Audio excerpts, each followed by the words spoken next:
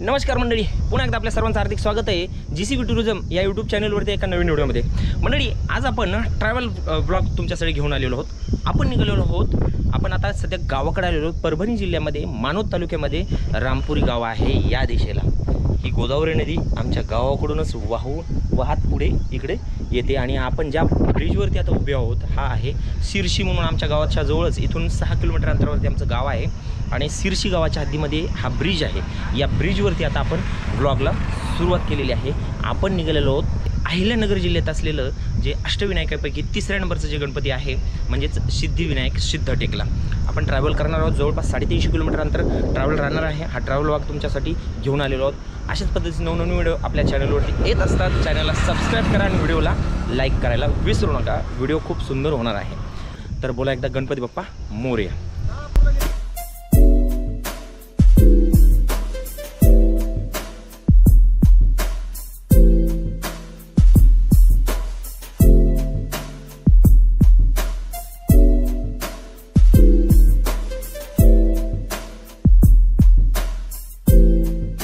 चला गणपती बाप्पा मोरया। ट्रॅव्हलला सुरुवात केलेली आहे आपण आणि आता जवळजवळ ट्रिप टाकलेली पहा 6.9 किलोमीटर म्हणजेच 7 किलोमीटर माझ्या गावापासून आलेलो आहे। आता आपण निघालेलो आहोत सिद्धटेक आणि त्यासाठी आपला पहिला पडाव आहे आमच्याच परभणी जिल्ह्यातील असलेलं सोनपेठ म्हणून आहे सोनपेठ आणि तिथून पुढे जसा ट्रॅव्हल राहणार आहे तसं मी दाखवतच राहील तुम्हाला। चला मग आमचं ग्रामदैवत बजरंगबली की जय आणि गणपतीच्या दर्शनाने निघालो आहोत। गणपती बाप्पा मोरया। ओके, आता हे सध्या इथं शिरशी गाव आलेलं आहे आणि सोनपेठ पाठीवर दाखवलेली पहा 16 किलोमीटर आहे। सोनपेठ इथून सरळ जायचे, रस्ता पण चांगला आहे। या दिशेने मी फर्स्ट टाईम प्रवास करत आहे पहा। गावाच्या बाहेर अगोदर निघू आपण। तर मंडळी, आपण आता येऊन पोचलेलो आहोत शेळगाव, म्हणजे जवळपास आपण एक 7 किलोमीटर प्रवास करून आलेलो आहोत आणि अगदी 5च मिनटात शेळगावला येऊन पोचलेलो आहोत। आणि याचं इथं आल्यानंतर मला माझ्या लहानपणीची आठवण झाली, कारण की आम्ही लहानपणी या शेळगावला येण्यासाठी, आता शेळगाव इकडं पुढे असेल बहुतेक, आपल्याला जायचं या दिशेने नाही, या दिशेने नाही, इकडं गंगाखेड, तर आपल्याला राईटलाच जायचं आहे। बरोबर आहे, हा रस्ता चुकला होता।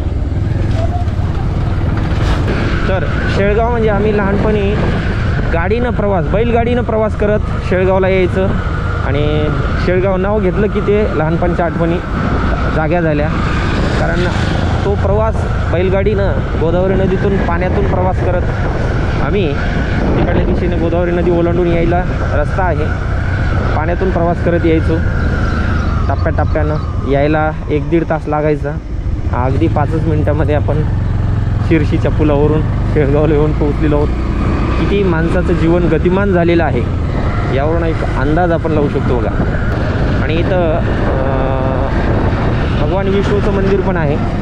आम्ही कार्यक्रमाला सप्त्याला वगैरे यायचो विष्णू मंदिरात, आणि दुसरंही मंदिर आहे बहुतेक, त्या मंदिरात सप्ताह व्हायचा।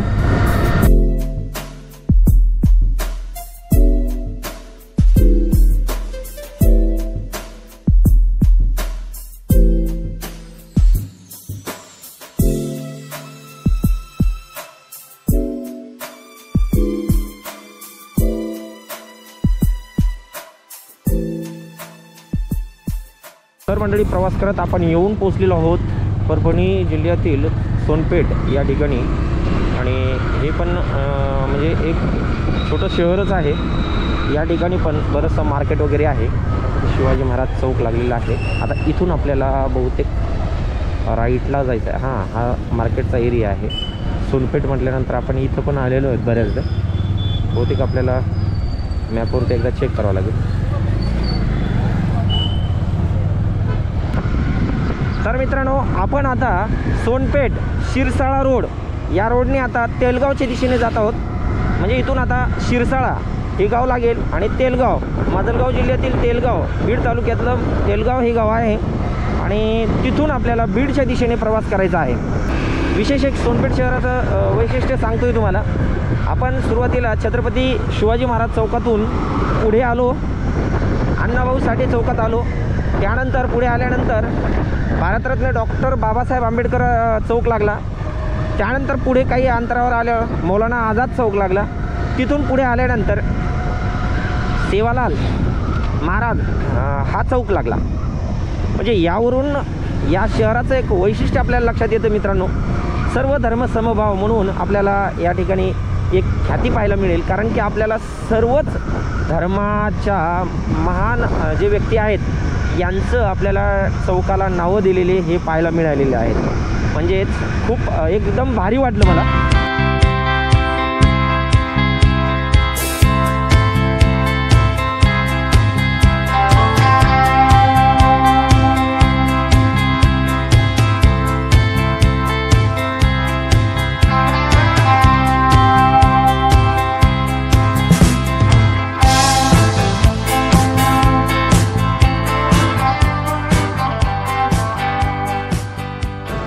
तर मंडळी, आपण पाठीमागच्या दिशेने सोनपेठवरून प्रवास करत आलेलो आहोत. हा रस्ता इकडे परळीला जातो आणि इकडे राईटला आपल्याला तेलगावच्या दिशेने जायचं आहे. माजलगाव वगैरे जायला इकडल्या दिशेने हा रस्ता जातो. आता हा शिरसाळा पॉईंट आहे, शिरसाळ्याचा चौक आहे. पाठीमागं परळीकडे, पुढे माजलगाव तेलगावकडे रस्ता जातो. आपल्याला सरळ जायचं आहे. आपण पाठीमागं शेळगाव सोनपेठवरून पुढं आलेलो आहोत, सोनपेठवरून आलेलो आहोत आता शिरसाळा या ठिकाणी. आणि इथून लेफ्टला माझ्या मावशीच्या गावाकडे म्हणजेच आंबल्याला जायला रस्ता आहे. आम्ही इथून इकडे जायचं ट्रॅव्हल करत बऱ्याच दिवसानंतर, म्हणजे बरेच वर्ष झाली मला येऊन.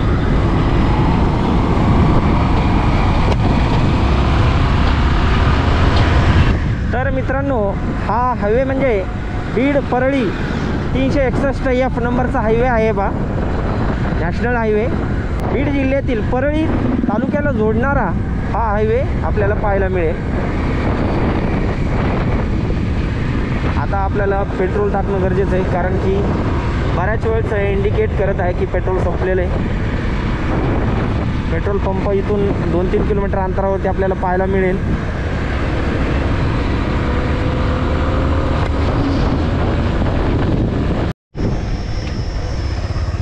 पेट्रोल पंप या ठिकाणी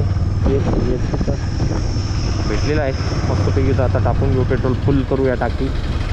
तर टाकी फुल करायला 1000 रुपये लागेल आणि एवढं टाकायची काही आवश्यकता नाही. टप्प्याटप्प्यानं टाकू आपण.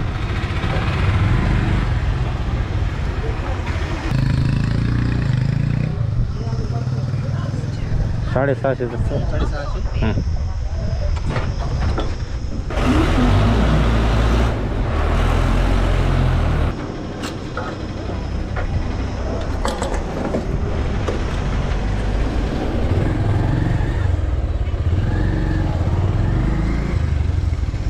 मंडळी, आपण येऊन पोहोचलेलो आहोत जिंदूड या गावाच्या ठिकाणी. जिंदूड हे गाव माजलगाव तालुक्यामध्ये आहे, बीड जिल्ह्यातील माजलगाव तालुका. गाडीचा खुराक तिला दिलेला आहे, राहायला खुराक आपला. आता कुठंतरी मस्तपैकी जवळ डबा आहे आणि जेवण करूया, कारण आपल्याला प्रवास भरपूर करायचा आहे. अजून बीड इथून 60 किलोमीटर अंतर आहे. आणि अजून तेलगाव आता एक 5-6 किलोमीटर अंतरावरती तेलगाव येईल. जमलं तर तेलगावच्या ठिकाणी आपण जेवण करू आणि डायरेक्टली आपण आता काही अंतर कॅमेरा काढून ठेवणार आहे, कारण माझ्या मानाला कळ लागलेली आहे. गोप्रो कॅमेरा वजन थोडंसं सहन होईना. आता बॅगमध्ये ठेवून देऊया आणि बीडच्या जवळपास आल्यानंतर आपण पुन्हा परत भेटूया.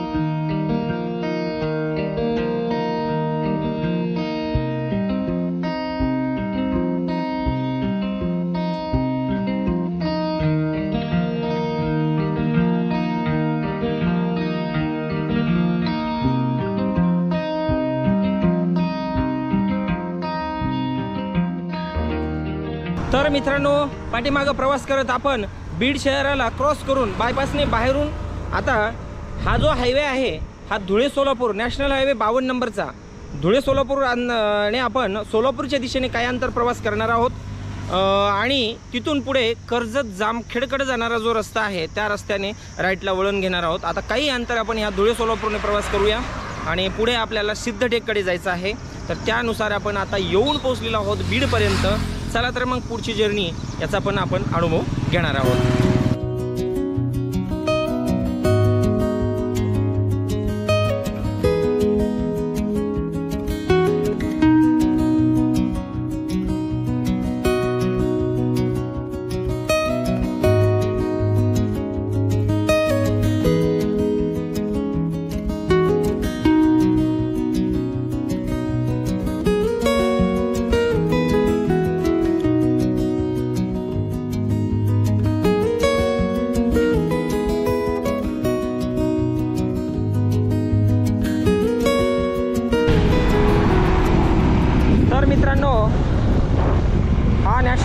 548D या हायवेने आपण कर्जत जामखेड हा जो हायवे आहे याने प्रवासाला सुरुवात केलेली आहे।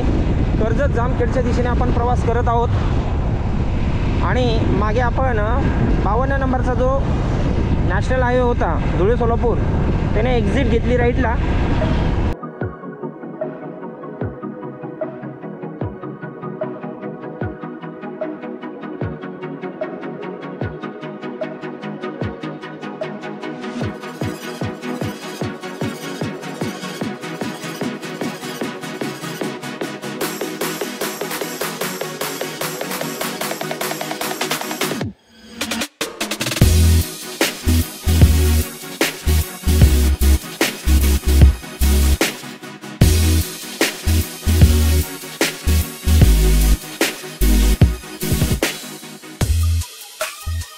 या दिशेने आपण पाटोद्यावरून म्हणजेच बीड जिल्ह्यातील पाटोदा हा एक तालुक्याचं शहर आहे। त्या शहराच्या बाहेर बऱ्याचशा अंतर आलेलो आहोत, म्हणजे जवळपास एक 10-12 किलोमीटर अंतर आलेलो आहोत। आता आपण निघालेलो आहोत अशाच पद्धतीनं हा जो हायवे दिसतोय तर पुढे आपण निघालेलो आहोत जामखेडकडे।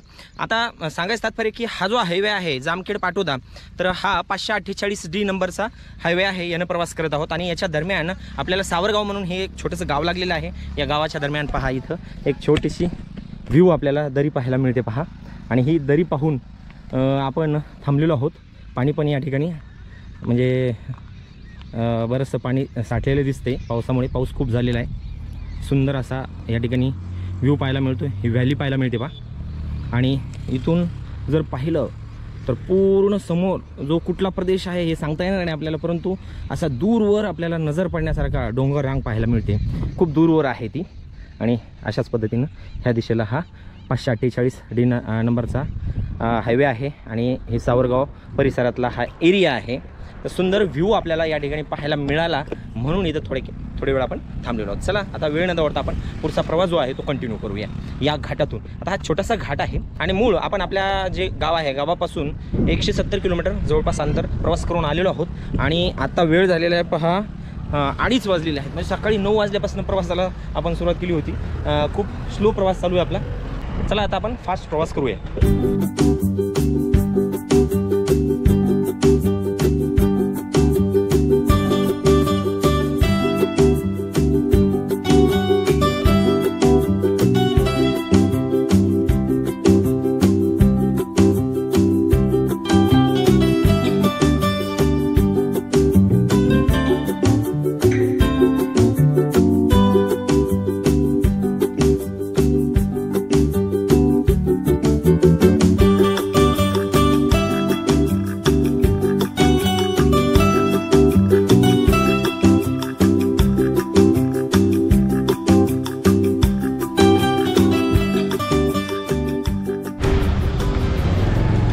तर मित्रांनो आपण येऊन पोहोचलेलो आहोत कर्जत शहरामध्ये आणि इथं सुद्धा आपल्याला मार्केटमधूनच प्रवास करावा लागणार आहे। आता इथून आपल्याला या चौकातून म्हणजे टी पॉईंटपासून राईटला वळण घ्यायचे। बायपास आपल्याला या 2-3 शहराला मिळालेला नाही, शहरातूनच प्रवास करावा लागलेला आहे आणि शहरातून म्हणलं की ट्रॅफिक, आता इथेही ट्रॅफिकच आहे।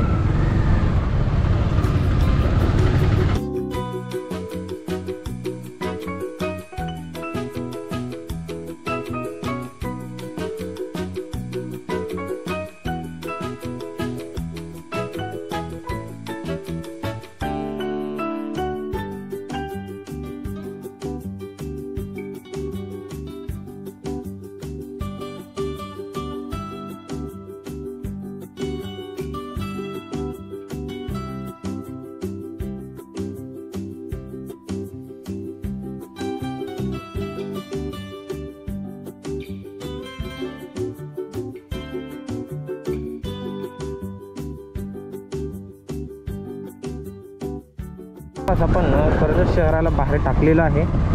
शहराच्या बाहेर आपण आता निघालेलो आहोत। आतमध्ये एवढी गर्दी नव्हती कर्जत शहरामध्ये, कारण आतमधले रोड जे होते ते थोडेसे मोकळे होते, वाहतूक कोंडी एवढी झालेली नव्हती। आता आपण शहराबाहेर निघालेलो, थोडंसं आपण ट्रॅव्हल करूया आणि डायरेक्टली जाऊन पोहोचूया आता सिद्धटेक। की जे आपलं टार्गेट आहे गणपती बाप्पाचं दर्शन घेण्यासाठी आपण जे निघालेलो आहोत.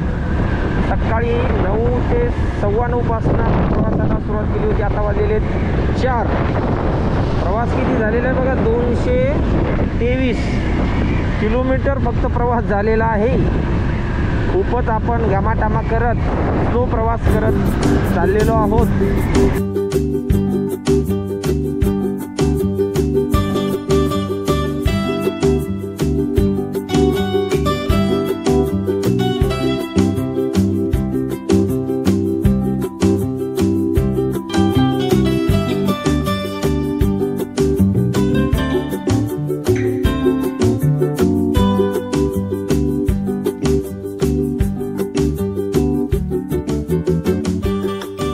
एकंदरीत फायनल मंडळी, आपण सकाळी 9 वाजता सुरू केलेला प्रवास 4:30 वाजलेले आहेत.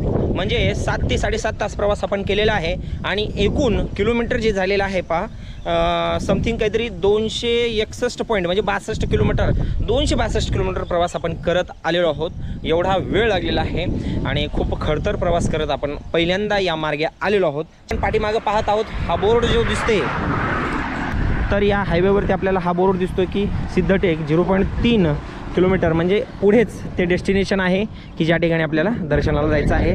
आणि लाल रंगामध्ये पण पुढे बोर्ड आपल्याला पाहायला मिळेल. पहा, मंदिराचा कळस, पूर्ण मंदिर पण दिसतं इथून.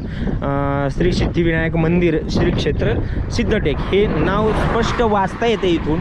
एकंदरीत अष्टविनायकापैकी 3रा जो गणपती आहे याचं दर्शन घेण्यासाठी खास आपण गावाकडून प्रवास करत इथपर्यंत आलेलो आहोत. चला तर आता पुढे जाऊया. आपण मंदिर परिसरामध्ये जाऊन आपण गोप्रोच्या माध्यमातून व्ह्यू घेऊया मंदिराचा. जर शक्य झालं त्या ठिकाणी चौकशी करून जर आपल्याला ड्रोन फ्लाय करता आलाच तर नक्की तुम्हाला ड्रोन फुटेज पाहायला मिळते. चला तर मग आता आपण मंदिराकडे जाऊया.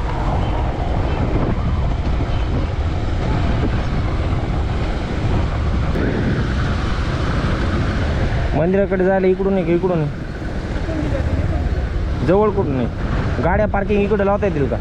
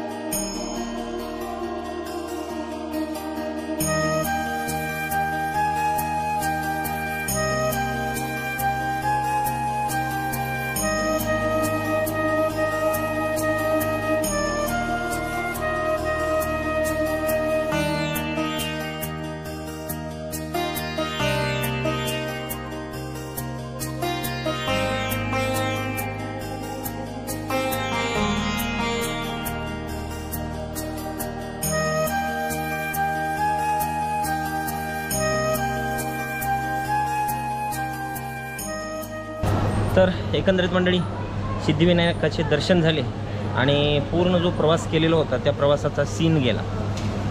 अतिशय सुंदर असं दर्शन या ठिकाणी सिद्धिविनायकाचं झालेलं आहे. आतमध्ये फक्त कॅमेरा अलाउड नसल्यामुळे आपण आतमध्ये कॅमेरा म्हणजे शूट करू शकलो नाही आणि तुम्हाला दर्शन घडवू शकलो नाही. खरंच खूप प्रसन्न वाटते की आता या ठिकाणी आपल्याला म्हणजे मनासारखं पाहिजे तसं दर्शन झालेलं आहे. एकदम निवांत 2 वेळा दर्शन घेतलेलं आहे. तर चला तर मग आता या ठिकाणचा हा प्रवास ब्लॉग तुम्हाला नक्कीच आवडला असेल. या ब्लॉगमध्ये इथं थांबणार आहोत. आवडला असेल तर लाईक जरूर करा आणि जर आपण आपल्या चॅनलला सबस्क्राईब केलं नसेल तर सबस्क्राईब करायला विसरू नका. अशाच पद्धतीचे नवनवीन व्हिडिओ आपल्या चॅनलवरती येत असतात. पुन्हा भेटूया पुढच्या व्हिडिओमध्ये. तोपर्यंत जय हिंद, जय महाराष्ट्र, जय शिवराय आणि गणपती बाप्पा मोरया.